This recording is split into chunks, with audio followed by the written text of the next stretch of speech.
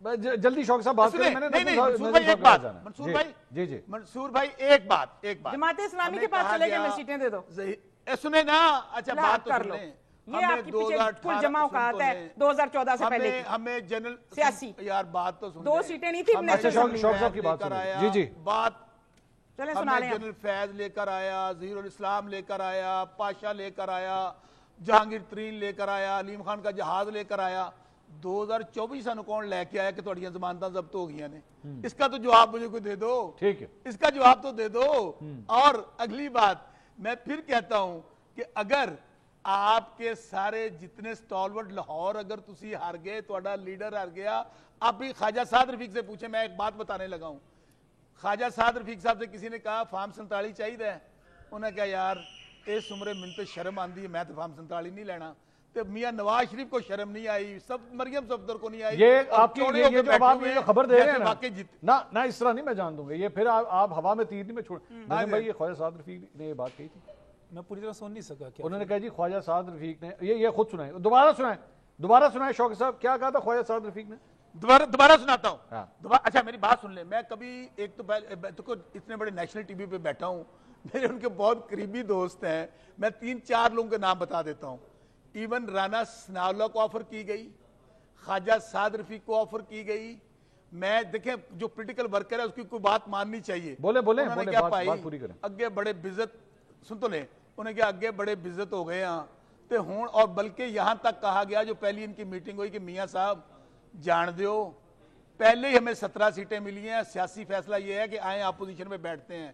میاں صاحب نے کہا نہیں ساڑی گل ہو گئی ہے, گھبراؤ نہ, انہوں نے بڑی مار پینی ہے, ہم دوبارہ الیکشن میں جائیں گے, جیتیں گے, بھئی حکومت لینی چاہیے.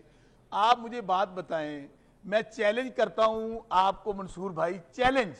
شوکت بسرا بھاول نگر رہتا ہے, انہیں کہیں کہ آج الیکشن اناؤنس کر دیں, شوکت بسرا لڑے گا. بات کہیں اور چلے گی. نجم صاحب وہ یہ کہہ رہے ہیں کہ خواجہ سعد رفیق کو آفر ہوئی تھی کہ جی آپ کو بھی فارم 47 کے ذریعے ہم جتا دیتے ہیں. خواجہ سعد رفیق نے کہا کہ نہیں جی مجھے یہ آفر نہیں چاہیے. نہیں پہلی بات اچھا ان سے یہ پوچھیں لاہور کی سر, ایک منٹ نجم صاحب کی باری ہے سر.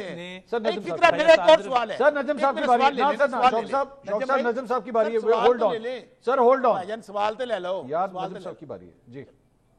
جی نجم بھائی آپ بتا دیں لاہور سیٹ جیتی کون سی انہوں نے, وہ بتا دیں. ایک سپورٹس مین اسپرٹ, یعنی کہ جو سعد رفیق سے میرا اسٹوڈنٹ پولیٹکس کا تعلق ہے, میں جانتا ہوں ان کو, میں اس شخص کی فائٹنگ پاور کو جانتا ہوں. میں انہوں نے سپورٹس مین اسپرٹ دکھاتے ہوئے لطیف کھوسا سے شکست اسی شام اسی رات تسلیم کر لی تھی. انہوں نے کہا کہ میں ہار گیا ہوں, میں اس کے اوپر آگے نہیں جاؤں گا. ٹھیک ہے. اس کے بعد جو انہوں نے کہا تھا ان کا یہ تھا کہ پاکستان پیپلز پارٹی اور یہ باقی مل کے اگر حکومت بنانا چاہتے ہیں, ہم پیچھے ہٹ جاتے ہیں, یہ بنا لیں حکومت. پاکستان پیپلز پارٹی کے ساتھ تو یہ نہیں جانا چاہ رہے تھے, مسلم لیگ نون نے ایک دفعہ راستہ دے دیا تھا. اچھا واپس آتے ہیں ٹاپک کی طرف.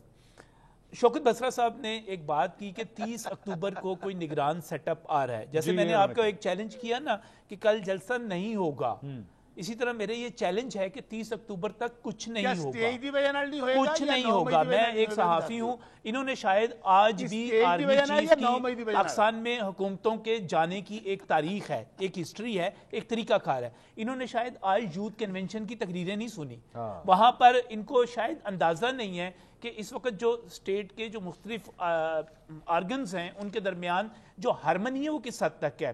30 اکتوبر تک شوکت بھائی کچھ بھی نہیں ہو رہا, بلکہ اس سے پہلے جو وہاں پہ وزیر اعظم نے پڑھا آرمی چیف ایک جان دو قالب, یقین کریں یک جان دو قالب ہو کر پاکستان کے عظیم مقصد کے لیے کام کر رہے ہیں. اسی طرح آرمی چیف نے کہا کہ حکومت فوج, سر ایک منٹ بات پوری ہونے دیں, حکومت فوج اور عوام ایک ہوں تو کوئی ملک کی ترقی کو نہیں روک سکتا. یہ ایک واضح میسیج تھا, آرمی چیف اس سے پہلے بھی دے چکے ہیں. بہرحال جی میں بات کر رہا ہوں 30 اکتوبر کے حوالے سے.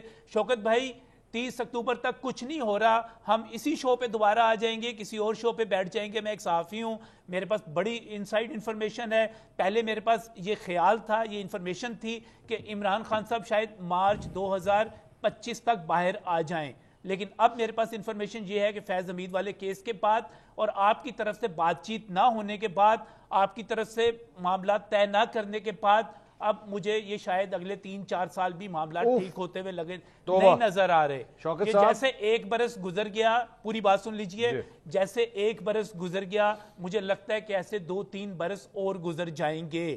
یہ بہت میں آپ کو اپنا رویہ اس سے پہلے چینج کرنا پڑے گا. اور دوسری بات, یہ جو بات کی جاتی ہے نا کہ فارم 45 فارم 47, دیکھیں ہمیں اس پہ تحقیق کرنی چاہیے. نتائج جب آئے تو اس کے بعد سے اب تک پاکستان تحریک انصاف اور جماعت اسلامی جو فارم 47 کی بات کرتے ہیں, منصور بھائی تقریباً اپنی دوبارہ گنتی میں 12 سیٹیں کھو چکے ہیں. 12 سیٹیں کھو چکے ہیں. ان کے جنرل سیکرٹری عمر ایوب جو ہیں وہ اسلام آباد ہائی کورٹ میں جا کے پناہ لے چکے ہیں کہ میرے حلقے کی دوبارہ گنتی نہ کرواؤ. دیکھیں زمینی حقائق کچھ اور ہیں, آپ ایک بات بار بار ریپیٹ کرتے رہے. میں پھر انہیں اپنے دوستوں کو کہہ رہا ہوں, راستہ کہیں اور سے ہے. معافی آپ کو مانگنی پڑے گی, اور معافی نہ صرف مانگنی پڑے گی بلکہ آپ کو وہ سارے سبق سیکھنے پڑیں گے. کیا پاکستان پیپلز پارٹی نے, سر میری بات پوری کر لینے دیں, میں آپ کو بڑا ایک ہمدردانہ اور ایک برادرانہ مشورہ دے رہا ہوں. سر پاکستان پیپلز پارٹی نے سارے سر ٹکرا کر دیکھ لیے, بھٹو صاحب کی پھانسی بھی ہو گئی, الذوالفقار بھی بن گئی, طیارے بھی ہائی جیک ہو گئے, سارا کچھ ہوا, آخرکار بی بی کو مفاہمت پہ آنا پڑا. مفاہمت کے ذریعے ہی حکومت بنی تھی پہلی بھی. اس کے بعد مسلم لیگ نون نے بھی سب کچھ اس حد تک تو نہیں کیا جس حد تک آپ نے کیا تھا یا پیپلز پارٹی نے کیا تھا, لیکن مسلم لیگ نون کو بھی پھر مفاہمت پر ہی آنا پڑا. سر یہ ملک جو ہے یہ مفاہمت سے ہی چلے گا, یہ مفاہمت سے ہی چلتا رہا ہے. یہ آگے بھی ہماری ایک خاص قسم کی ہمارے حالات ہیں, ان کی طرف جانا ہے. یہ 30 اکتوبر والی خوش فہمی آپ اپنے ذہن میں نہ رکھیں, کچھ بھی نہیں ہونے والا.